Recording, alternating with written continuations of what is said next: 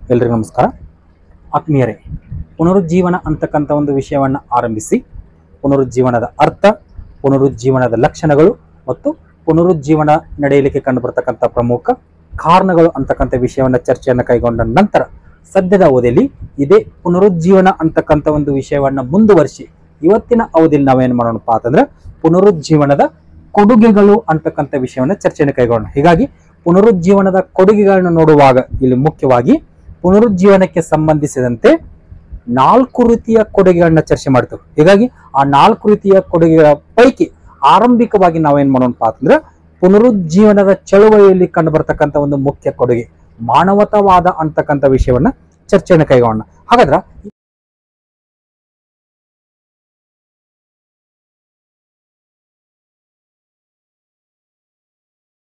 ಇಟಲಿಯಲ್ಲಿ ಹುಟ್ಟಿಕೊಂಡಂತಹ ಈ ಒಂದು ವಿಚಾರವಾದಿಗಳ ಗುಂಪನ್ನು ತೆಗೆದುಕೊಂಡಾಗ ಇವರು ಮೂಲತಃ ಮಾನವಾಸಕ್ತಿಯ ತಳಹದಿಯ ಮೇಲೆ ತಮ್ಮ ಒಂದು ನಿಲುವನ್ನ ಹೊಂದಿರ್ತಾರೆ. ಯಾವುದರ ತಳಹದಿ? ಮಾನವಾಸಕ್ತಿ. ಅಂದ್ರೆ ಮಾನವನ ಲೌಕಿಕ ಜೀವನದ ತಳಹದಿಯಲ್ಲಿ ಏನಾಗಿರ್ತಾರೆ, ತಮ್ಮದೇ ಆದಂತ ಒಂದು ನಿಲುವುಗಳನ್ನ ಹೊಂದಿರ್ತಾರೆ. ಹೀಗಾಗಿ ಇಟಲಿಯಲ್ಲಿ ಕಂಡು ಬರ್ತಕ್ಕಂಥ ಪ್ರಮುಖ ಮಾನವತಾವಾದಿಗಳನ್ನ ತೆಗೆದುಕೊಂಡಾಗ ಅವರಲ್ಲಿ ಪ್ರಮುಖವಾಗಿ ಕಂಡು ಬರೋನು ಪೆಟ್ರಾರ್ಕ್. ಈತನನ್ನ ಪುನರುಜ್ಜೀವನದ ಪಿತಾಮಹ ಅಷ್ಟೇ ಅಲ್ಲದೆ ಮಾನವತಾವಾದದ ಜನಕ ಅಂತ ಕರೀತಾರೆ. ಯಾರನ್ರಿ? ಪೆಟ್ರಾರ್ಕ್ ನನ್ನ ಕೇವಲ ಮಾನವತಾವಾದದ ಜನಕ ಅಷ್ಟೇ ಅಲ್ಲದೆ ಪ್ರಥಮ ಆಧುನಿಕ ಮಾನವ ಅಂತಾನೂ ಕರೀತಾರೆ. ಹೀಗೆ ಒಟ್ಟಾರೆಯಾಗಿ ಪೆಟ್ರಾರ್ಕ್ ಒಬ್ಬನೇ ಅಷ್ಟೇ ಅಲ್ಲದೆ ಪೆಟ್ರಾರ್ಕನ ನಂತರ ಡಾಂಟೆ ಆಗಿರ್ಬೋದು, ಸಿಸಿರೋ ಆಗಿರ್ಬೋದು, ಬೊಕಾಶಿಯೋ ಆಗಿರ್ಬೋದು, ಎರಾಸ್ಮಸ್ ಆಗಿರ್ಬೋದು, ಮಾರ್ಟಿನ್ ಲೂಥರ್ ಆಗಿರ್ಬೋದು, ಹೀಗೆ ಈ ರೀತಿಯ ಅನೇಕ ವಿಚಾರವಾದಿಗಳ ಗುಂಪು ನಮಗೆ ಎಲ್ಲಿ ಕಂಡು ಬರತ್ರಿ? ಇಟಲಿಯಲ್ಲಿ ಕಂಡು ಬರುತ್ತೆ. ಹೀಗೆ ಇಟಲಿಯಲ್ಲಿ ಕಂಡು ಬರ್ತಕ್ಕಂಥ ಈ ವಿಚಾರವಾದಿಗಳನ್ನ ನಾವೇನಂತ ಕರಿತೀವಿ? ಮಾನವತಾವಾದಿಗಳು ಅಂತ ಕರಿತೀವಿ. ಹಾಗಾದ್ರೆ ಈ ಮಾನವತಾವಾದಿಗಳನ್ನ ನೋಡಿದ ನಂತರ ಆರಂಭದಲ್ಲಿ ಈ ಮಾನವತಾವಾದ ಎಂದರೇನು ಅಂತಕ್ಕಂಥ ಒಂದು ಹಿನ್ನೆಲೆಗೆ ಬಂದಾಗ, ಮಾನವತಾವಾದ ಎಂದರೆ ಮರಣದ ನಂತರದ ಜೀವನವನ್ನ ತಿರಸ್ಕರಿಸಿ ಭೂಮಿಯ ಮೇಲಿನ ಜೀವನಕ್ಕೆ ಆಸಕ್ತಿಯನ್ನ ತೋರುವುದು ಎಂದರ್ಥ. ಮಾನವತಾವಾದ ಅಂದ್ರೆ ಏನ್ರಿ? ಮರಣದ ನಂತರದ ಜೀವನವನ್ನ ತಿರಸ್ಕರಿಸಿ ಭೂಮಿಯ ಮೇಲಿನ ಜೀವನಕ್ಕೆ ಆಸಕ್ತಿಯನ್ನ ತೋರುವುದು ಎಂದರ್ಥ. ಅಥವಾ ಸಿಂಪಲ್ ಆಗಿ ಮತ್ತೊಂದು ಮಾತಿನಲ್ಲಿ ಹೇಳೋದಾದ್ರೆ ಪಾರಮಾರ್ಥಿಕ ಜೀವನವನ್ನ ತಿರಸ್ಕರಿಸಿ ಲೌಕಿಕ ಜೀವನಕ್ಕೆ ಮಹತ್ವವನ್ನ ನೀಡುವುದು ಎಂದರ್ಥ. ಹೀಗೆ ಈ ರೀತಿಯ ಅರ್ಥವನ್ನು ಒಳಗೊಂಡಂತಹ ಈ ಮಾನವತಾವಾದವನ್ನ ನೋಡುವಾಗ ಇಲ್ಲಿ ಕಂಡು ಬರ್ತಕ್ಕಂಥ ಪೆಟ್ರಾರ್ಕ್ ಆಗಿರ್ಬೋದು, ಡಾಂಟೆ ಆಗಿರ್ಬೋದು, ಸಿಸಿರೋ ಆಗಿರ್ಬೋದು, ಬೊಕಾಸಿ ಆಗಿರ್ಬೋದು, ಮಾರ್ಟಿನ್ ಲೂಥರ್ ಆಗಿರ್ಬೋದು, ಹೀಗೆ ಇನ್ನೂ ಅನೇಕ ಮಾನವತಾವಾದಿಗಳು ಇವರು ತಮ್ಮದೇ ಆದಂತ ಒಂದು ನಿಲುವುಗಳನ್ನ ಹೊಂದಿದ್ರಿ. ಹೀಗಾಗಿ ಆ ಎಲ್ಲ ನಿಲುವುಗಳು ಏನಾಗಿದ್ರಿ? ಮಾನವಾಸಕ್ತಿಯ ತಳಹದಿ ಮೇಲೆ ಕಂಡು ಬರ್ತದೆ. ಹೀಗೆ ಆ ನಿಲುವುಗಳನ್ನ ಹೊಂದುವುದು ಅಷ್ಟೇ ಅಲ್ಲದೆ ಇವರಿಗೆ ತಮ್ಮದೇ ಆದಂತ ಕೆಲವೊಂದಿಷ್ಟು ಗುರಿಗಳಿದ್ದು. ಹಾಗಾದ್ರೆ ಈ ಮಾನವತಾವಾದಿಗಳಲ್ಲಿ ಕಂಡು ಬರ್ತಕ್ಕಂತ ಕೆಲವೊಂದಿಷ್ಟು ಗುರಿಗಳನ್ನ ನೋಡುವುದಾದ್ರೆ ಅವನು ಪಾಯಿಂಟ್ಸ್ ಮುಖಾಂತರ ಹೇಳ್ತಾನ್ರಿ. ಈ ಇಟಲಿಯಲ್ಲಿ ಕಂಡು ಬರ್ತಕ್ಕಂಥ ಮಾನವತಾವಾದಿಗಳು ಯಾವ ರೀತಿಯ ಒಂದು ಗುರಿಯನ್ನ ಹೊಂದಿದ್ರಪ್ಪ ಅಂದ್ರೆ ಧರ್ಮಕ್ಕಿಂತ ಲೌಕಿಕತೆಯಲ್ಲಿ ಹೆಚ್ಚಿನ ಆಸಕ್ತಿ ಬೆಳೆಸ್ಕೊಳ್ಬೇಕಂತ ಹೇಳ್ತಾರೆ. ಇದು ಅವರ ಮೊದಲ ಗುರಿಯಾಗಿತ್ತು. ಹೀಗಾಗಿ ಈ ಮಾನವತಾವಾದಿಗಳ ಮೊದಲ ಗುರಿ ಏನಾಗಿತ್ತಪ್ಪ ಅಂದ್ರ ಧರ್ಮವನ್ನ ತಿರಸ್ಕರಿಸಿ ಲೌಕಿಕ ಜೀವನದಲ್ಲಿ ಆಸಕ್ತಿಯನ್ನು ಹೊಂದಬೇಕಂತ ಹೇಳ್ತಾ ಇದ್ದಾರೆ. ಹೀಗಾಗಿ ಆ ಲೌಕಿಕ ಜೀವನದಲ್ಲಿ ಆಸಕ್ತಿಯನ್ನು ಹೊಂದುವಾಗ ಮಾನವಾಸಕ್ತಿ, ಸತ್ಯ, ಸೌಂದರ್ಯ, ಪ್ರಕೃತಿ ಪ್ರೇಮ ಹಾಗೂ ಅಭಿವ್ಯಕ್ತಿ ಸ್ವಾತಂತ್ರ್ಯಗಳನ್ನ ಅಳವಡಿಸಿಕೊಳ್ಬೇಕಂತ ಹೇಳ್ತಿದ್ದಾರೆ. ಹೀಗಾಗಿ ಇದು ಮಾನವತಾವಾದಿಗಳ ಮೊದಲ ಗುರಿ. ಇನ್ನು ಎರಡನೇ ಒಂದು ಮುಖ್ಯ ಗುರಿ ಏನಾಗಿತ್ತಪ್ಪ ಅಂತಂದ್ರೆ ಕ್ಯಾಥೋಲಿಕ್ ಚರ್ಚ್ ಮತ್ತು ಪೋಪರ ಹಿಡಿತದಿಂದ ಮಾನವನನ್ನ ಮುಕ್ತಿ ಮಾಡುವುದು. ಇಲ್ಲಿ ಕ್ಯಾಥೋಲಿಕ್ ಚರ್ಚ್ ಅಂದ್ರೆ ಏನ್ರಿ? ಕ್ರೈಸ್ತ ಧರ್ಮ. ಹೀಗಾಗಿ ಆ ಕ್ಯಾಥೋಲಿಕ್ ಚರ್ಚ್ ಅಂತ ಆದ್ರೂ ಕರಿ ಅಥವಾ ಧರ್ಮ ಅಂತ ಆದ್ರೂ ತಿಳ್ಕೊರಿ. ಹೀಗಾಗಿ ಆ ಕ್ಯಾಥೋಲಿಕ್ ಚರ್ಚ್ ಮತ್ತು ಪೋಪರ ಹಿಡಿತದಿಂದ ಮಾನವನನ್ನ ಮುಕ್ತಿಗೊಳಿಸುವುದು. ಕಾರಣ ಏನ್ರಿ? ಮಧ್ಯಯುಗದಲ್ಲಿ ಕಂಡು ಬರ್ತಕ್ಕಂಥ ಕ್ಯಾಥೋಲಿಕ್ ಚರ್ಚ್ ಮಾನವನನ್ನ ಅಂಧಶ್ರದ್ಧೆಯಲ್ಲಿ ತೊಡಗುವಂತೆ ಮಾಡಿತ್ತು. ಹೀಗಾಗಿ ಆ ಕ್ಯಾಥೋಲಿಕ್ ಚರ್ಚ್ ಹಿಡಿತದಲ್ಲಿರ್ತಕ್ಕಂಥ ಮಾನವನನ್ನ ಮುಕ್ತಗೊಳಿಸಬೇಕಂತಕ್ಕಂಥ ಒಂದು ಗುರಿಯನ್ನ ಹೊಂದಿದ್ರು. ಇದು ಎರಡನೇ ಗುರಿ. ಇನ್ನು ಮೂರನೇ ಒಂದು ಮುಖ್ಯ ಗುರಿ ಯಾವಪ್ಪ ಅಂತಂದ್ರೆ ಜಾತ್ಯತೀತತೆ ಮತ್ತು ವ್ಯಕ್ತಿ ಸ್ವಾತಂತ್ರ್ಯವನ್ನ ಅಳವಡಿಸಿಕೊಳ್ಳುವಂತೆ ಕರೆ ನೀಡುತ್ತಾರೆ. ಏನ್ರಿ?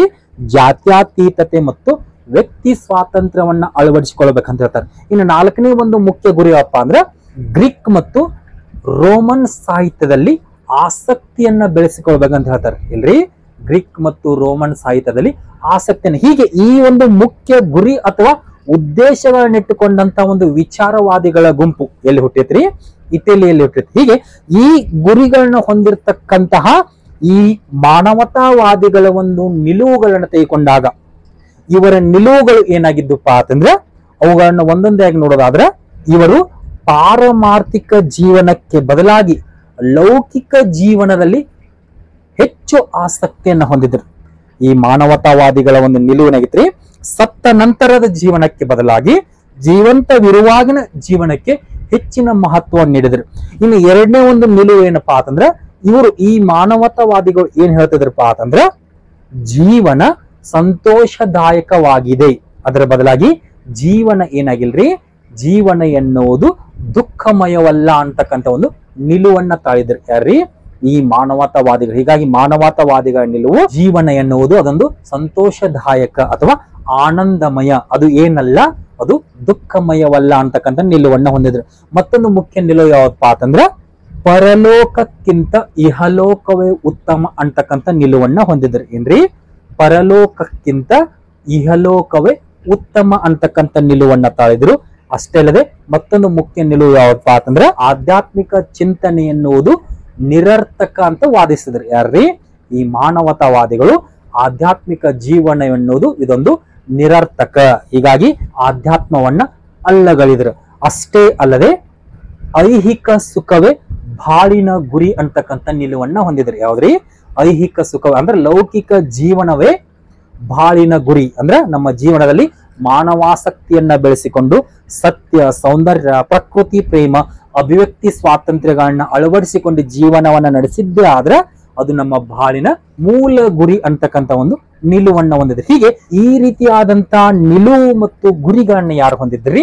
ಈ ಮಾನವತಾವಾದಿಗಳು. ಹಾಗಾದ್ರೆ ಈ ಮಾನವತಾವಾದಿಗಳನ್ನ ನೋಡುವಾಗ ಅಲ್ಲಿ ಕಂಡು ಬರ್ತಕ್ಕಂಥ ಆರಂಭಿಕ ಮಾನವತಾವಾದಿಗಳು ಯಾರಪ್ಪ ಅಂತಂದ್ರೆ ಪೆಟ್ರಾರ್ಕ್, ಡಾಂಟೆ, ಬೊಕಾಶಿಯೋ. ಇವರು ಪುನರುಜ್ಜೀವನ ಚಳವಳಿಯಲ್ಲಿ ಕಂಡು ಬರ್ತಕ್ಕಂಥ ಆರಂಭಿಕ ಮಾನವತಾವಾದಿಗಳು. ಇವರ ನಂತರದಲ್ಲಿ ಯಾರ್ಯಾರಪ್ಪ ಅಂದ್ರೆ ಸಿಸಿರೋ ಆಗಿರ್ಬೋದು, ಎರಾಸ್ಮಸ್ ಆಗಿರ್ಬೋದು, ಮಾರ್ಟಿನ್ ಲೂಥರ್ ಆಗಿರ್ಬೋದು, ಹೀಗೆ ಇನ್ನಿತರ ವ್ಯಕ್ತಿಗಳಪ್ಪ ಅಂದ್ರೆ ಮಾನವತಾವಾದಿಗಳಾಗಿ ಕಂಡು ಬರ್ತಾರೆ. ಅವರಲ್ಲಿ ಮೊದಲನೇ ವ್ಯಕ್ತಿ ಯಾರಪ್ಪ ಅಂತಂದ್ರೆ ಡಾಂಟೆ.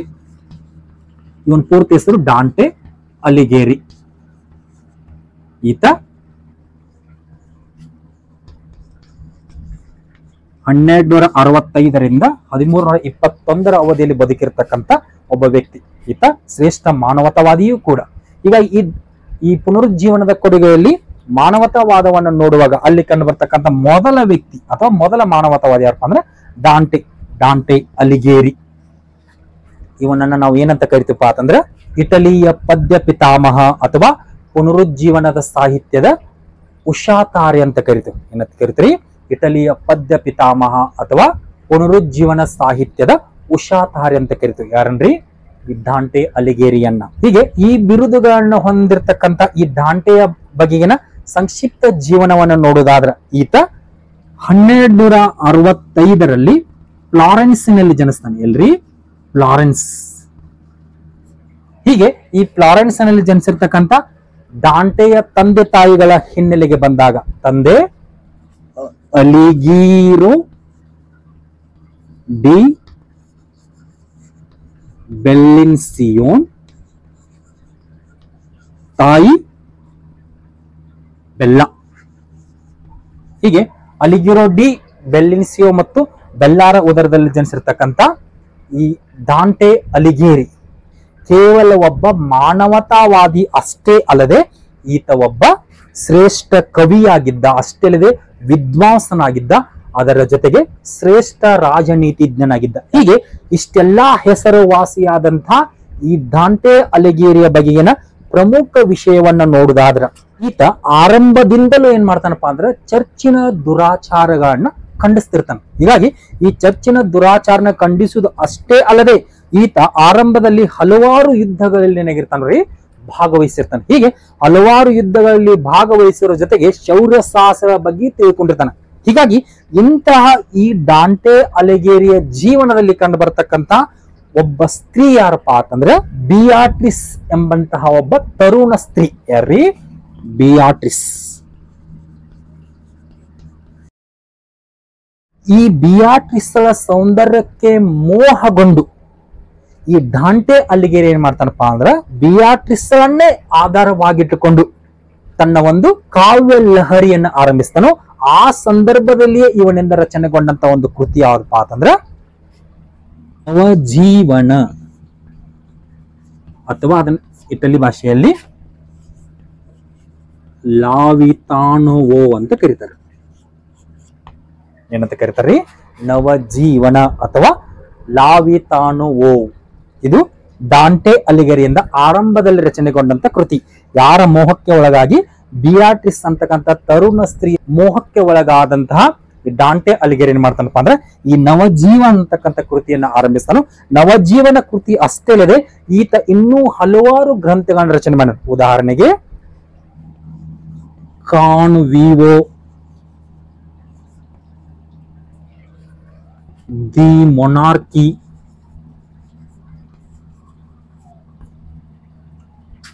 Divine comedy,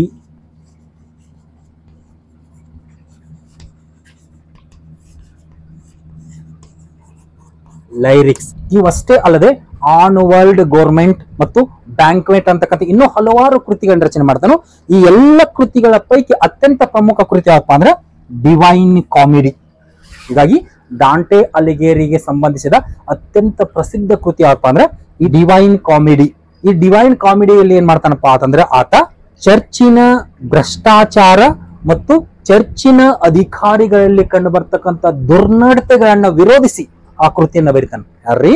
Dante ಅಲಿಘೇರಿ. ಹೀಗಾಗಿ ಡಿವೈನ್ ಕಾಮಿಡಿ ಅನ್ನೋದು ಚರ್ಚಿನ ಲೋಪದೋಷಗಳ ಹಿನ್ನೆಲೆಯಲ್ಲಿ ಕಂಡು ಬರ್ತಕ್ಕಂಥ ಒಂದು ಕೃತಿ. ಅಷ್ಟೇ ಅಲ್ಲದೆ ಇದೇ ಕೃತಿಯಲ್ಲಿ ಆತ ಏನ್ ಮಾಡ್ತಾನಪ್ಪ ಅಂತಂದ್ರೆ ಅಭಿವ್ಯಕ್ತಿ ಸ್ವಾತಂತ್ರ್ಯ, ಪ್ರಕೃತಿ ಪ್ರೇಮ, ಸತ್ಯ ಈ ಎಲ್ಲ ವಿಷಯಗಳನ್ನ ಏನ್ ಮಾಡ್ತಾನಪ್ಪ ಅಂದ್ರೆ ಅಭಿವ್ಯಕ್ತಿಗೊಳಿಸ್ತಾನೆ. ಜೊತೆಗೆ ಕೆಲವೊಂದಿಷ್ಟು ಮಾನವಾಸಕ್ತಿಯ ವಿಷಯಗಳನ್ನು ಸಹ ಏನ್ ಮಾಡ್ತಾನಪ್ಪ ಅಂದ್ರೆ ಈ ಒಂದು ಕೃತಿಯಲ್ಲಿ ಸೇರ್ಪಡೆಗೊಳಿಸ್ತಾನೆ. ಹೀಗೆ ಈ ಮಾನವತಾವಾದಿಗಳನ್ನ ನೋಡುವಾಗ ಅಲ್ಲಿ ಕಂಡು ಬರ್ತಕ್ಕಂಥ ಮೊದಲ ವ್ಯಕ್ತಿ ಯಾರಪ್ಪ ಅಂದ್ರೆ ಈ ಡಾಂಟೆ ಅಂತಕ್ಕಂಥ ವ್ಯಕ್ತಿ. ಈ ಡಾಂಟೆಗೆ ಸಂಬಂಧಿಸಿರ್ತಕ್ಕಂಥ ಹಲವಾರು ಮುಖ್ಯ ಕೃತಿಗಳಲ್ಲಿ ಅತ್ಯಂತ ಪ್ರಸಿದ್ಧವಾದದ್ದು ಯಾವ್ದ್ರಿ? ಡಿವೈನ್ ಕಾಮಿಡಿ ಅಂತಕ್ಕಂಥ ಕೃತಿ. ಇನ್ನು ಡಾಂಟೆಯ ನಂತರ ಕಂಡು ಬರ್ತಕ್ಕಂಥ ಮತ್ತೊಬ್ಬ ವ್ಯಕ್ತಿ ಯಾರಪ್ಪ ಅಂದ್ರೆ ಪೆಟ್ರಾರ್ಕ್ ಅಂತಕ್ಕಂಥ ವ್ಯಕ್ತಿ.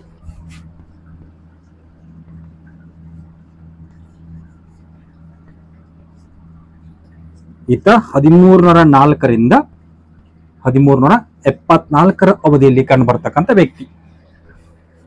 ಪುನರುಜ್ಜೀವನ ಚಳುವಳಿಯ ಪಿತಾಮಹ, ಪ್ರಥಮ ಆಧುನಿಕ ಮಾನವ ಹಾಗೂ ಮಾನವತಾವಾದದ ಜನಕ ಅಂತ ಕರೆಸಿಕೊಳ್ತಕ್ಕಂಥ ಈ ಪೆಟ್ರಾರ್ಕ್ ಅಂತ ತೆಗೆದುಕೊಂಡಾಗ ಈತ 1304ರಿಂದ 1374 ಅವಧಿಯಲ್ಲಿ ಕಂಡು ಬರ್ತಕ್ಕಂಥ ಒಬ್ಬ ವ್ಯಕ್ತಿ. ಈ ಪೆಟ್ರಾರ್ಕನ ಪೂರ್ತಿ ಹೆಸರನ್ನ ತೆಗೆದುಕೊಂಡಾಗ ಇವನ ಪೂರ್ತಿ ಹೆಸರು ಏನಪ್ಪಾ ಅಂದ್ರೆ ಫ್ರಾನ್ಸಿಸ್ಕೋ ಡಿ ಪೆಟ್ರಾರ್ಕ್. ಇವನ ಪೂರ್ತಿ ಹೆಸರೇನ್ರಿ? Francesco de Petrarch. ಶಾರ್ಟ್ ಆಯ್ನ ಪೆಟ್ರಾರ್ಕ್ ಅಂತ ಅಷ್ಟ ಕರಿತೀವಿ. ಪೂರ್ತಿ ಹೆಸರೇನಪ್ಪಾ ಅಂದ್ರೆ ಫ್ರಾನ್ಸಿಸ್ಕೋ ಡಿ ಪೆಟ್ರಾರ್ಕ್. ಈತ 1304ರಿಂದ 1374 ಅವಧಿಯಲ್ಲಿ ಕಂಡು ಬರ್ತಾನು. ಈ ಅವಧಿಯಲ್ಲಿ ಕಂಡು ಬರ್ತಕ್ಕಂಥ ಇವನ ಬಗೆಗಿನ ಸಂಕ್ಷಿಪ್ತ ಮಾಹಿತಿಯನ್ನು ತೆಗೆದುಕೊಂಡು ಆದ್ರ ಈತ 1304ರಲ್ಲಿ ಟಸ್ಕನಿಯ ಅಂದ್ರೆ ಟಸ್ಕನಿ ನಗರದ ಅರೇಜೋ ಎಂಬಲ್ಲಿ ಜನಿಸ್ತಾನೆ. ಎಲ್ರಿ? ಟಸ್ಕನಿ ನಗರದ ಅರೇಜೋ ಎಂಬಲ್ಲಿ 1304ರಲ್ಲಿ. ಹೀಗೆ ಅರೇಜೋ ನಗರದಲ್ಲಿ ಜನಿಸಿರ್ತಕ್ಕಂಥ ಈ ಪೆಟ್ರಾರ್ಕನ ತಂದೆ ತಾಯಿಗಳ ಹಿನ್ನೆಲೆಗೆ ಬಂದಾಗ ತಂದೆ ಸೇರ್ ಪೆಟ್ರಾಕೋ, ತಾಯಿ ಎಲೆಟ್ಟಾ ಕ್ಯಾನಿಜಿಯಾನಿ. ಇದು ಸಂಕ್ಷಿಪ್ತ ಮಾಹಿತಿ ಅಷ್ಟೇ. ಹೀಗಾಗಿ ಸೇರ್ ಪೆಟ್ರಾಕೋ, ಎಲೆಟ್ಟಾ ಕ್ಯಾನಿಜಿಯಾನಿ ಉದರದಲ್ಲಿ ಜನಿಸಿರ್ತಕ್ಕಂಥ ಈ ಪೆಟ್ರಾರ್ಕ್ ಅಂತ ಬಂದಾಗ ಈತ ಪುನರುಜ್ಜೀವನ ಚಳುವಳಿಯಲ್ಲಿ ಅತ್ಯಂತ ಪ್ರಸಿದ್ಧನಾದಂತ ವ್ಯಕ್ತಿ. ಇವನ ನೇತೃತ್ವದಲ್ಲಿ ಈ ಪುನರುಜ್ಜೀವನ ಚಳುವಳಿ ಆರಂಭ ಆಯ್ತು ಅಂತ ಹೇಳ್ಬೋದು. ಹೀಗಾಗಿ ಇವನನ್ನ ಪುನರುಜ್ಜೀವನದ ಪಿತಾಮಹ ಅಂತ ಕರೀತಾರೆ. ಅಷ್ಟೇ ಅಲ್ಲದೆ ಪ್ರಥಮ ಆಧುನಿಕ ಮಾನವ, ಅಷ್ಟೇ ಅಲ್ಲದೆ ಮಾನವತಾವಾದದ ಜನಕ ಅಂತ ಕರೀತಾರೆ. ಯಾರಂದ್ರಿ? ಈ ಪೆಟ್ರಾರ್ಕನ. ಹೀಗೆ ಇಷ್ಟೆಲ್ಲಾ ಒಂದು ಬಿರುದುಗಳನ್ನ ಹೊಂದಿರತಕ್ಕಂತ ಈ ಪೆಟ್ರಾರ್ಕನ ಬಗೆಗಿನ ಕೆಲವೊಂದಿಷ್ಟು ಮಾಹಿತಿಗಳನ್ನ ತಿಳ್ಕೊಳ್ಳೋದಾದ್ರ ಈತ ಒಬ್ಬ ಕೇವಲ ಮಾನವತಾವಾದಿ ಅಷ್ಟೇ ಅಲ್ಲದೆ ಈತ ಒಬ್ಬ ಪ್ರಸಿದ್ಧ ಕವಿ ಮತ್ತು ವಿಮರ್ಶಕನಾಗಿದ್ದ. ಯಾರ್ರೀ? ಇದೇ ಪೆಟ್ರಾರ್ಕ್. ಈತ ಕೇವಲ ಮಾನವತಾವಾದಿ ಅಷ್ಟೇ ಅಲ್ಲದೆ ಒಬ್ಬ ಕವಿಯಾಗಿದ್ದ, ವಿಮರ್ಶಕನಾಗಿದ್ದ, ಅಷ್ಟೇ ಅಲ್ಲದೆ ಶ್ರೇಷ್ಠ ಬರಹಗಾರನಾಗಿದ್ದ ಯಾರ್ರೀ ಈ ಪೆಟ್ರಾರ್ಕ್. ಹೀಗೆ ಇಷ್ಟೆಲ್ಲಾ ಒಂದು ಹಿನ್ನೆಲೆಯನ್ನು ಒಳಗೊಂಡಂತಹ ಇದೇ ಪೆಟ್ರಾರ್ಕ್ ಮಾನವಿಕ ಶಾಸ್ತ್ರದ ಅಧ್ಯಯನದಲ್ಲಿ ಹೆಚ್ಚಿನ ಆಸಕ್ತಿಯನ್ನು ಹೊಂದಿದೆ. ಯಾವ ಶಾಸ್ತ್ರದ ಅಧ್ಯಯನದಲ್ಲಿ? ಮಾನವಿಕ ಶಾಸ್ತ್ರದ ಅಧ್ಯಯನದಲ್ಲಿ ಹೆಚ್ಚಿನ ಆಸಕ್ತಿಯನ್ನ ಹೊಂದಿದ್ದ. ಹೀಗಾಗಿ ಈತ ಮಾನವನ ಲೌಕಿಕ ಜೀವನದ ಬಗ್ಗೆ ಹೆಚ್ಚಿನ ಒಂದು ಆಸಕ್ತಿಯನ್ನು ಹೊಂದಿದೆ. ಅಷ್ಟೇ ಅಲ್ಲದೆ ಇವನ ಒಂದು ಮುಖ್ಯ ಸಾಧನೆ ಏನಪ್ಪಾ ಅಂದ್ರೆ ಸುಮಾರು 200ಕ್ಕೂ ಹೆಚ್ಚಿನ ಗ್ರೀಕ್ ಮತ್ತು ಲ್ಯಾಟಿನ್ ಹಸ್ತಪ್ರತಿಗಳಾಗಿರ್ಬೋದು, ಶಾಸನಗಳಾಗಿರ್ಬೋದು, ನಾಣ್ಯಗಳಾಗಿರ್ಬೋದು, ಇವೆಲ್ಲವುಗಳನ್ನ ಪತ್ತೆ ಹಚ್ತಾನೆ. ಅಷ್ಟೇ ಅಲ್ಲದೆ ಗ್ರೀಕ್ ಮತ್ತು ಲ್ಯಾಟಿನ್ ಕಲೆ ಸಾಹಿತ್ಯಗಳ ಪುನರುತ್ಥಾನಕ್ಕಾಗಿ ಅವಿರತವಾದಂತ ಒಂದು ಶ್ರಮ ವಹಿಸ್ತಾನೆ ಯಾರ್ರೀ ಈ ಪೆಟ್ರಾರ್ಕ್.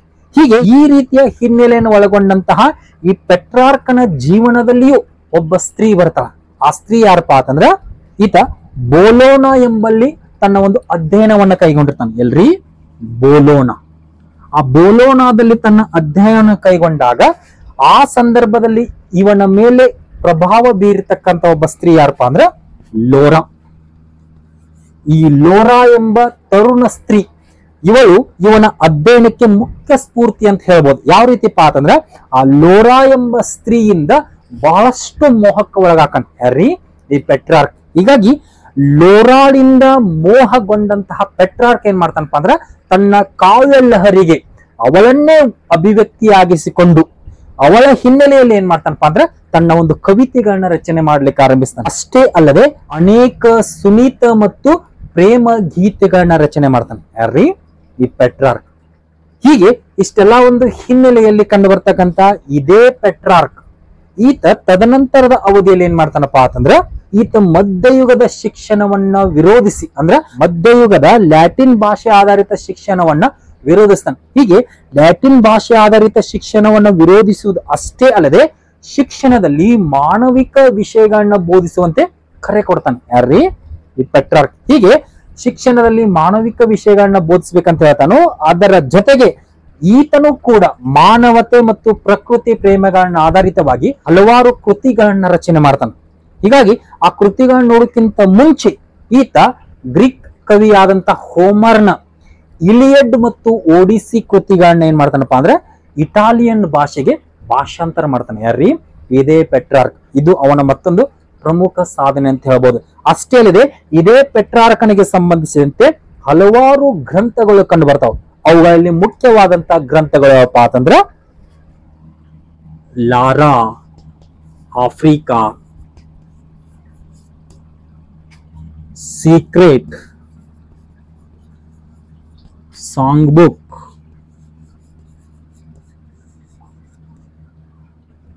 ಇನ್ನರ್ ಸೆಲ್ಫ್, ಇವುಗಳಷ್ಟೇ ಅಲ್ಲದೆ ಫೆಮಿಲಿಯರ್ ಲೆಟರ್ಸ್ ಆಗಿರಬಹುದು, ಜೊತೆಗೆ ಲೈಫ್ ಆಫ್ ಇಲಿಸ್ಟ್ರಿಯಸ್ ಮೆನ್ ಆಗಿರಬಹುದು, ಜೊತೆಗೆ ರೈಮ್ಸ್ ಆಗಿರ್ಬೋದು. ಹೀಗೆ ಈ ರೀತಿಯಾದ ಅನೇಕ ಕೃತಿಗಳನ್ನ ಏನ್ ಮಾಡ್ತಾನಪ್ಪ ಅಂತಂದ್ರೆ ರಚನೆ ಮಾಡ್ತಾನೋ. ಅವುಗಳ ಪೈಕಿ ಸಾಂಗ್ ಬುಕ್ ಅಂತಕ್ಕಂಥ ಕೃತಿಯಲ್ಲಿ ಏನ್ ಮಾಡ್ತಾನಪ್ಪ ಅಂತಂದ್ರ 14 ಸಾಲಿನ ಸಾನೆಟ್ ಕವಿತೆಗಳನ್ನ ರಚನೆ ಮಾಡ್ತಾನೆ ಯಾರ್ರೀ ಇದೇ ಪೆಟ್ರಾರ್ಕ್. ಅಷ್ಟೇ ಅಲ್ಲದೆ ಇನ್ನು ಹಲವಾರು ಪ್ರೇಮ ಕಾವ್ಯಗಳನ್ನು ಕೂಡ ರಚನೆ ಮಾಡ್ತಾನೆ. ಹೀಗಾಗಿ ಈ ಹಿನ್ನೆಲೆಯಲ್ಲಿ ಇಷ್ಟೆಲ್ಲಾ ಪ್ರಮುಖ ಕೃತಿಗಳನ್ನ ರಚನೆ ಮಾಡಿದ ಹಿನ್ನೆಲೆಯಲ್ಲಿ ಇವತ್ತಿಗೆ ಇಟಲಿ ದೇಶ ಈ ಪೆಟ್ರಾರ್ಕ್ನ ಏನ್ ಮಾಡಿದಪ್ಪ ಅಂದ್ರ ರಾಷ್ಟ್ರ ಕವಿಯಾಗಿ ಸ್ವೀಕಾರ ಮಾಡಿದೆ. ಇದು ಪೆಟ್ರಾರ್ಕನಿಗೆ ಸಂಬಂಧಿಸಿದ ಪ್ರಮುಖ ಮಾಹಿತಿ. ಪೆಟ್ರಾರ್ಕನ ಪ್ರಮುಖ ಬಿರುದುಗಳಾಗಿರ್ಬೋದು, ಅವನ ಕೃತಿಗಳಿಗೆ ಸಂಬಂಧಿಸಿದ ಸಂಕ್ಷಿಪ್ತ ಮಾಹಿತಿ. ಇನ್ನು ಇದೇ ಮಾನವತಾವಾದಿಗಳಲ್ಲಿ ಡಾಂಟೆ ಮತ್ತು ಪೆಟ್ರಾರ್ಕನ ನಂತರ ಕಂಡು ಬರ್ತಕ್ಕಂಥ ಮತ್ತೊಬ್ಬ ಪ್ರಮುಖ ಮಾನವತಾವಾದಿ ಯಾರಪ್ಪ ಅಂತಂದ್ರ ಬೊಕಾಶಿಯೋ. ಈತ ಪೆಟ್ರಾರ್ಕನ ಶಿಷ್ಯ. ಈತ ಏನ್ ಮಾಡ್ತಾನಪ್ಪ ಅಂದ್ರ ಇಟಾಲಿಯನ್ ಭಾಷೆಯಲ್ಲಿ ದಿ ಡೆಕಾಮೆರಾನ್ ಅಂತಕ್ಕಂಥ ಕೃತಿಯನ್ನು ರಚನೆ ಮಾಡ್ತಾನು. ಅಷ್ಟೇ ಅಲ್ಲದೆ ಈ ಕೃತಿಯಲ್ಲಿ ಧರ್ಮಾಧಿಕಾರಿಗಳಾಗಿರ್ಬೋದು, ಶ್ರೀಮಂತರಾಗಿರ್ಬೋದು, ಸನ್ಯಾಸಿಯರಾಗಿರ್ಬೋದು, ಹೀಗೆ ಇನ್ನೂ ಅನೇಕರಿಗೆ ಸಂಬಂಧಿಸಿದ ಸುಮಾರು 100ಕ್ಕೂ ಹೆಚ್ಚಿನ ರೋಚಕ ಕಥೆಗಳನ್ನ ಈ ಒಂದು ದಿ ಡೆಕಾಮೆರಾನ್ ಅಂತಕ್ಕಂಥ ಕೃತಿಯಲ್ಲಿ ಏನ್ ಮಾಡ್ತಾನಪ್ಪ ಅಂದ್ರೆ ಸ್ಪಷ್ಟಪಡಿಸ್ತಾನೆ. ಕೇವಲ ಈ ದಿ ಡೆಕಾಮೆರಾನ್ ಕೃತಿ ಅಷ್ಟೇ ಅಲ್ಲದೆ ಇವನ ಇನ್ನಿತರ ಕೃತಿಗಳು ಯಾವಪ್ಪ ಅಂತಂದ್ರೆ ಉದಾಹರಣೆಗೆ ಫೇರಿ ಟೇಲ್ಸ್ ಆಗಿರ್ಬೋದು, ಫೇಲ್ಯೂರ್ ಆಫ್ ಲವ್ ಆಗಿರ್ಬೋದು, ಎನ್ಸೈಕ್ಲೋಪೀಡಿಯಾ ಆಫ್ ಇಟಾಲಿಯನ್ ಲೆಜೆಂಡ್ ಆಗಿರ್ಬೋದು, ಹಾಗೂ ಟ್ರಿನ್ ರಿವರ್ಸ್ ಆಗಿರ್ಬೋದು. ಹೀಗೆ ಈ ರೀತಿಯಾದಂತಹ ಅನೇಕ ಕೃತಿಗಳನ್ನ ಏನ್ ಮಾಡ್ತಾನಪ್ಪ ಅಂದ್ರೆ ಈ ಬೊಕಾಶಿಯೋ ರಚನೆ ಮಾಡ್ತಾನೆ. ಈ ಕಾರಣಕ್ಕಾಗಿ ಇವನನ್ನ ಇಟಲಿಯ ಗದ್ಯ ಸಾಹಿತ್ಯದ ಪಿತಾಮಹ ಅಂತ ಕರೀತಾರೆ. ಯಾರನ್ರಿ? ಬೊಕಾಶಿಯೋನನ್ನ ಇಟಲಿಯ ಗದ್ಯ ಸಾಹಿತ್ಯದ ಪಿತಾಮಹ ಅಂತ ಕರೀತಾರೆ. ಇನ್ನು ನೆಕ್ಸ್ಟ್ ಮತ್ತೊಬ್ಬ ಮಾನವತಾವಾದಿ ಯಾರಪ್ಪ ಅಂದ್ರೆ ಮೆಕವೆಲಿ. ಈತ ದಿ ಪ್ರಿನ್ಸ್ ಅಂತಕ್ಕಂಥ ಶ್ರೇಷ್ಠ ಕೃತಿಯನ್ನ ರಚನೆ ಮಾಡ್ತಾನೆ. ಇದು ಇವತ್ತಿನ ರಾಜಕಾರಣಿಗಳಿಗೆ ಒಂದು ಮಾರ್ಗದರ್ಶಿ ಗ್ರಂಥವಾಗಿ ಮಾರ್ಪಟ್ಟಂತ ಹೇಳ್ಬೋದು. ಯಾವ್ದ್ರಿ? ಮೆಕವೆಲಿಯ ದಿ ಪ್ರಿನ್ಸ್ ಆಗಿರ್ಬೋದು, ನಂತರ ಎರಾಸ್ಮಸ್ ನ ಪ್ರೈಸ್ ಅಂಡ್ ಫಾಲಿ ಆಗಿರ್ಬೋದು. ಹೀಗೆ ಇವರೆಲ್ಲರೂ ಕೂಡ ಏನಪ್ಪಾ ಅಂತಂದ್ರೆ ಅತ್ಯಂತ ಪ್ರಮುಖ ಮಾನವತಾವಾದಿಗಳು. ಹೀಗೆ ಈ ಪುನರುಜ್ಜೀವನದ ಕೊಡುಗೆಯಲ್ಲಿ ಆರಂಭಿಕವಾಗಿ ನಾವು ಇಲ್ಲಿವರೆಗೆ ಚರ್ಚೆ ಮಾಡಿದ್ದು ಈ ಮಾನವತಾವಾದ ಅಂತಕ್ಕಂಥ ವಿಷಯ. ಇನ್ನು ಈ ಪುನರುಜ್ಜೀವನದ ಕೊಡುಗೆಯಲ್ಲಿ ನಾವು ಚರ್ಚೆ ಮಾಡ್ತಕ್ಕಂಥ ಮುಖ್ಯ ವಿಷಯಪ್ಪ ಅಂದ್ರೆ ಸಾಹಿತ್ಯಕ್ಕೆ ಸಂಬಂಧಿಸಿದ ಕೊಡುಗೆಗಳು. ಈ ಮಾನವತಾವಾದ ಎಂದರೇನು, ಪ್ರಮುಖ ಮಾನವತಾವಾದಿಗಳು ಮತ್ತು ಅವರ ಕೃತಿಗಳ ಬಗೆಗೆ ಸಂಕ್ಷಿಪ್ತವಾಗಿ ಚರ್ಚೆಯನ್ನು ಕೈಗೊಂಡ ನಂತರ ಇನ್ನು ಪುನರುಜ್ಜೀವನದ ಕೊಡುಗೆಯಲ್ಲಿ ನೋಡ್ತಕ್ಕಂಥ ಎರಡನೇ ಒಂದು ಮುಖ್ಯ ವಿಷಯಪ್ಪ ಅಂದ್ರೆ ಸಾಹಿತ್ಯ. ಪುನರುಜ್ಜೀವನದಲ್ಲಿ ಸಾಹಿತ್ಯಕ್ಕೆ ಸಂಬಂಧಿಸಿದಿರತಕ್ಕಂಥ ಒಂದು ಮಾಹಿತಿ. ಪುನರುಜ್ಜೀವನದ ಕಾಲದ ಸಾಹಿತ್ಯ ಅಂತ ಬಂದಾಗ ಇದು ನಾವು ಪುನರುಜ್ಜೀವನದ ಹೃದಯ ಅಂತ ಕರಿತೀವಿ. ಕಾರಣ ಏನಪ್ಪಾ ಅಂತಂದ್ರ ಇಲ್ಲಿ ಕಂಡು ಬರತಕ್ಕಂತ ಸಾಹಿತ್ಯ ಅಂತ ಬಂದಾಗ ಇದು ಹೊಸ ಕಲಿಕೆಯಿಂದ ಸ್ಫೂರ್ತಿಗೊಂಡಂತಹ ಒಂದು ಸಾಹಿತ್ಯ ಆಗಿತ್ತು. ಹೀಗಾಗಿ ಈ ಹಿನ್ನೆಲೆಯಲ್ಲಿ ಪುನರುಜ್ಜೀವನದ ಕಾಲಾವಧಿಯಲ್ಲಿ ಶಾಸ್ತ್ರೀಯ ಶೈಲಿಯನ್ನ ಅನುಕರಿಸಿದ್ದರಿಂದಾಗಿ ಇಂಗ್ಲಿಷ್ ಆಗಿರ್ಬೋದು, ಫ್ರೆಂಚ್ ಆಗಿರ್ಬೋದು, ಸ್ಪ್ಯಾನಿಷ್ ಆಗಿರ್ಬೋದು, ಇಟಾಲಿಯನ್ ಆಗಿರ್ಬೋದು, ಜರ್ಮನಿ ಆಗಿರ್ಬೋದು, ಹೀಗೆ ಈ ರೀತಿಯ ಅನೇಕ ಭಾಷೆಗಳೇನಾಕಪ್ಪ ಅಂದ್ರ ಹಲವಾರು ಕೃತಿಗಳೇನಾಕಪ್ಪ ಅಂತಂದ್ರ ರಚನೆಗೊಳ್ತಾವ. ಅಲ್ಲದೆ ಅದೇ ಹೊತ್ತಿಗೆ ಮುದ್ರಣ ಯಂತ್ರ ಸಂಶೋಧನೆ ಆಗಿದ್ದರಿಂದಾಗಿ ರಚನೆಗೊಂಡಂತ ಅನೇಕ ಕೃತಿಗಳನ್ನಕಪ್ಪ ಅಂತಂದ್ರ ಕೆಲವೇ ವರ್ಷಗಳಲ್ಲಿ ಮರು ಮುದ್ರಣಗೊಳ್ಳಲಿಕ್ಕೆ ಆರಂಭಿಸ್ತಾವ. ಒಟ್ಟಾರೆಯಾಗಿ ಪುನರುಜ್ಜೀವನದ ಕಾಲಾವಧಿಯಲ್ಲಿ ಸಾಹಿತ್ಯಕ್ಕೆ ದೊಡ್ಡ ಪ್ರಮಾಣದ ಒಂದು ಪ್ರೋತ್ಸಾಹ ದೊರಕಿದೆ ಅಂತ ಹೇಳ್ಬೋದು. ಹಾಗಾದ್ರೆ ಈ ಹಿನ್ನೆಲೆಯಲ್ಲಿ ಈ ಪುನರುಜ್ಜೀವನದ ಕಾಲದಲ್ಲಿ ಕಂಡು ಬರ್ತಕ್ಕಂಥ ಸಾಹಿತ್ಯವನ್ನು ನೋಡೋದಾದ್ರೆ ಇಲ್ಲಿ ಕಂಡು ಬರ್ತಕ್ಕಂಥ ಪ್ರಮುಖ ವ್ಯಕ್ತಿಗಳು ಮತ್ತು ಅವರ ಕೃತಿಗಳನ್ನು ನೋಡುವುದಾದ್ರೆ ಆರಂಭದಲ್ಲಿ ಕಂಡು ಬರ್ತಕ್ಕಂಥ ವ್ಯಕ್ತಿ ಯಾರಪ್ಪ ಅಂದ್ರೆ ಡಾಂಟೆ. ಇವನ್ ಪೂರ್ತಿ ಹೆಸರು ಡಾಂಟೆ ಅಲಿಗೇರಿ. ಈತ ಇಟಲಿ ದೇಶದ ವ್ಯಕ್ತಿ. ಈತ ಏನ್ ಮಾಡ್ತಾನಪ್ಪ ಅಂತಂದ್ರೆ ಡಿವೈನ್ ಕಾಮಿಡಿ,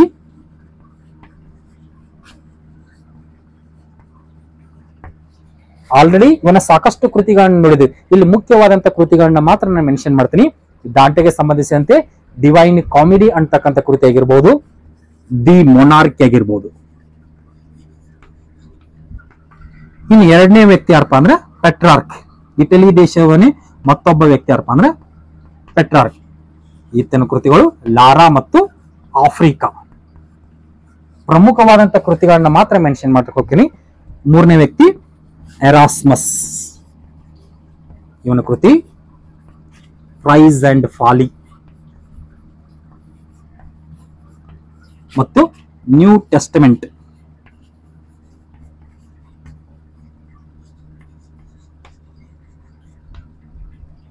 ನೆಕ್ಸ್ಟ್ ನಾಲ್ಕನೇದವನು ಬೊಕಾಶಿಯೋ.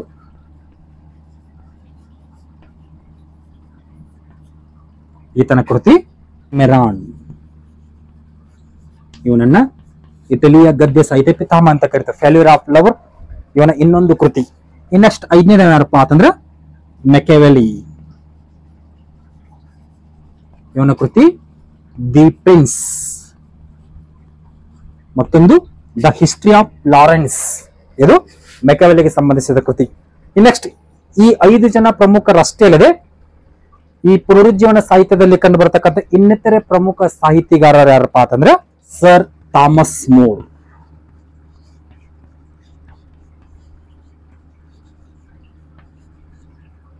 ಜಸ್ಟ್ ಹೇಳ್ಕೊತಕೊಂಡ್ರೆ ನೀವು ನೋಟ್ಸ್ ಮಾಡ್ಕೋತೀವಿ. ಸರ್ ಥಾಮಸ್ ಮೋರ್ ಅಂತಕ್ಕಂಥ ವ್ಯಕ್ತಿ. ಈತನ ಮುಖ್ಯ ಕೃತಿ ಯಾರಪ್ಪ ಅಂತಂದ್ರೆ ಉಟೋಪಿಯಾ. ಇವನ ಮುಖ್ಯ ಕೃತಿ ಯಾವ್ದ್ರಿ? ಉಟೋಪಿಯಾ. ನೆಕ್ಸ್ಟ್ ಥಾಮಸ್ ಮೋರ್ ನಂತರ ಕಂಡು ಬರೋ ಯಾರಪ್ಪ ಅಂತಂದ್ರೆ ಜಾನ್ ಮಿಲ್ಟನ್.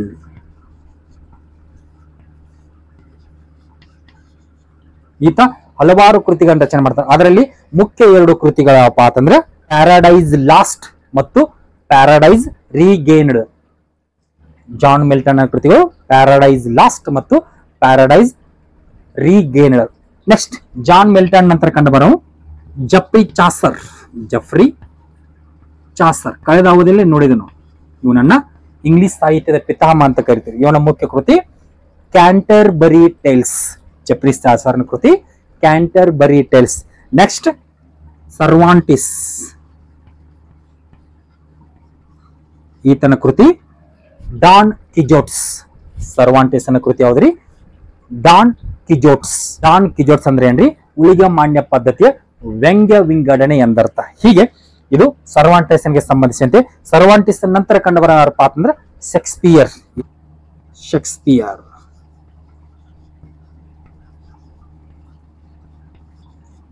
ಪೂರ್ತಿ ಹೆಸರು ವಿಲಿಯಂ ಶೇಕ್ಸ್ಪಿಯರ್. ಈತ ದುರಂತ ನಾಟಕಗಳು ಮತ್ತು ಹಾಸ್ಯ ನಾಟಕಗಳಿಗೆ ಹೆಸರುವಾಸಿಯಾದಂತ ವ್ಯಕ್ತಿ. ಯಾರ್ರಿ? ಶೇಕ್ಸ್ಪಿಯರ್. ಉದಾಹರಣೆಗೆ ಇವನ ನಾಟಕಗಳನ್ನ ಆಲ್ರೆಡಿ ಹೇಳಿದಂತೆ 2 ರೀತಿಯಾಗಿ ವಿಂಗಡಿಸ್ತೀವಿ ನಾವು, ಹಾಸ್ಯ ನಾಟಕಗಳು ಮತ್ತು ದುರಂತ ನಾಟಕಗಳು. ಉದಾಹರಣೆಗೆ ಹಾಸ್ಯ ನಾಟಕಗಳಂತ ಬಂದಾಗ ಅಲ್ಲಿ ಕಂಡು ಬರ್ತಕ್ಕಂಥ ಪ್ರಸಿದ್ಧ ನಾಟಕಗಳು ಯಾವಪ್ಪ ಅಂತಂದ್ರೆ ದಿ ಮರ್ಚೆಂಟ್ ಆಫ್ ವೆನಿಸ್ ಆಗಿರ್ಬೋದು, ಆಸ್ ಯು ಲೈಕ್ ಇಟ್ ಆಗಿರ್ಬೋದು, ದಿ ಕಾಮಿಡಿ ಆಫ್ ಎರರ್ಸ್ ಆಗಿರ್ಬೋದು, ದಿ ವಿಂಟರ್ಸ್ ಟೇಲ್ ಆಗಿರ್ಬೋದು, ಪೆರಿಕ್ಲಿಸ್ ಆಗಿರ್ಬೋದು, A mid summer night dreams ಆಗಿರ್ಬೋದು. ಹೀಗೆ ಇನ್ನೂ ಅನೇಕ ಹಾಸ್ಯ ನಾಟಕಗಳು ಕಂಡು ಬರ್ತಾವೆ. ಇನ್ನು ದುರಂತ ನಾಟಕಗಳಂತ ಬಂದಾಗ ಅತ್ಯಂತ ಹೆಸರುವಾಸಿಯಾದಂತ ನಾಟಕಗಳನ್ನ ಮಾತ್ರ ಮೆನ್ಷನ್ ಮಾಡ್ತಾನೆ. ಉದಾಹರಣೆಗೆ ಮಿಯೋ ಅಂಡ್ ಜೂಲಿಯಟ್ ಆಗಿರ್ಬೋದು, ಜೂಲಿಯಸ್ ಸೀಸರ್ ಆಗಿರ್ಬೋದು, ಹ್ಯಾಮ್ಲೆಟ್ ಆಗಿರ್ಬೋದು, ಒಥೆಲೋ ಆಗಿರ್ಬೋದು, ಕಿಂಗ್ ಲಿಯರ್ ಆಗಿರ್ಬೋದು, ದಿ ಬುಕ್ ಆಫ್ ಥೀಫ್ ಆಗಿರ್ಬೋದು, ಮ್ಯಾಕ್ಬೆತ್ ಆಗಿರ್ಬೋದು, ಆಂಟೋನಿ ಅಂಡ್ ಕ್ಲಿಯೋಪಾತ್ರ ಆಗಿರ್ಬೋದು. ಹೀಗೆ ಇನ್ನೂ ಅನೇಕ ದುರಂತ ನಾಟಕಗಳನ್ನ ಯಾರು ರಚನೆ ಮಾಡ್ತಾರ್ರಿ? ಈ ಶೇಕ್ಸ್ಪಿಯರ್ ಅಂತಕ್ಕಂಥ ವ್ಯಕ್ತಿ ರಚನೆ ಮಾಡ್ತಾನ. ಇನ್ನು ಶೇಕ್ಸ್ಪಿಯರ್ ನಂತರ ಕಂಡು ಬರ್ತಕ್ಕಂಥ ಮತ್ತೊಬ್ಬ ವ್ಯಕ್ತಿ ಯಾರಪ್ಪ ಅಂತಂದ್ರೆ ಮೇರಿಯನ್. ಈತ ದ ಹಿಸ್ಟ್ರಿ ಆಫ್ ಸ್ಪೇನ್ ಅಂತಕ್ಕಂಥ ಕೃತಿಯನ್ನ ಬರೀತಾನೆ. ಸ್ಪೇನಿನ ಇತಿಹಾಸ ಅಂತ ಕೃತಿ. ಹೀಗೆ ಇನ್ನೂ ಅನೇಕ ಹೆಸರಾಂತ ವ್ಯಕ್ತಿಗಳು ಮಾಡ್ತಾರಪ್ಪ ಅಂದ್ರೆ ಅನೇಕ ಸಾಹಿತ್ಯಗಳನ್ನ ಈ ಒಂದು ಪುನರುಜ್ಜೀವನದ ಕಾಲಾವಧಿಯಲ್ಲಿ ರಚನೆ ಮಾಡ್ತಾರೆ. ಇದಿಷ್ಟೇನಪ್ಪ ಅಂದ್ರೆ ಪುನರುಜ್ಜೀವನದ ಕೊಡುಗೆಯಲ್ಲಿ ಮಾನವತಾವಾದಕ್ಕೆ ಸಂಬಂಧಿಸಿದ ಮಾಹಿತಿ ಮತ್ತು ಸಾಹಿತ್ಯ ಕ್ಷೇತ್ರಕ್ಕೆ ಸಂಬಂಧಿಸಿದಂತ ಒಂದು ಪ್ರಮುಖ ಕೃತಿಗಳು. ಈ ಹಿನ್ನೆಲೆಯಲ್ಲಿ ಈ ಸಾಹಿತ್ಯವನ್ನು ನಾವೇನಂತ ಕರಿತೀವಿ? ಪುನರುಜ್ಜೀವನದ ಹೃದಯ ಅಂತ ಕರಿತೀವಿ. ಇನ್ನು ಮತ್ತೆ ಮುಂದಿನ ಕ್ಲಾಸ್ ನಲ್ಲಿ ಏನ್ ಮಾಡೋಣ್ರಿ? ಪುನರುಜ್ಜೀವನದ ಕೊಡುಗೆಗಳನ್ನೇ ಮುಂದುವರಿಸಿಕೊಂಡು ಅಲ್ಲಿ ಪುನರುಜ್ಜೀವನ ಕಾಲಾವಧಿಯಲ್ಲಿ ಕಂಡು ಬರ್ತಕ್ಕಂಥ ಕಲೆ, ಆ ಕಲೆಯಲ್ಲಿ ಕಂಡು ಬರ್ತಕ್ಕಂಥ ವಾಸ್ತುಶಿಲ್ಪ ಆಗಿರ್ಬೋದು, ಚಿತ್ರಕಲೆ ಆಗಿರ್ಬೋದು, ನಂತರ ಶಿಲ್ಪಕಲೆ ಆಗಿರ್ಬೋದು. ಹೀಗಾಗಿ ಅವುಗಳನ್ನ ನೋಡುವಾಗ ಹೆಸರಾಂತ ಚಿತ್ರಕಾರರು ಮತ್ತು ಶಿಲ್ಪಕಾರರ ಬಗ್ಗೆ ಏನ್ ಮಾಡೋಣಪ್ಪ ಅಂದ್ರೆ ವಿವರ ಸಹಿತವಾದಂತ ಚರ್ಚೆಯನ್ನು ಕೈಗೊಳ್ಳೋಣ ಅಂತ ಹೇಳ್ತಾ ಇಲ್ಲಿಗೆ ನನ್ನ ಕ್ಲಾಸ್ ಅನ್ನು ಮುಗಿಸ್ತೀನಿ. ನಮಸ್ಕಾರ.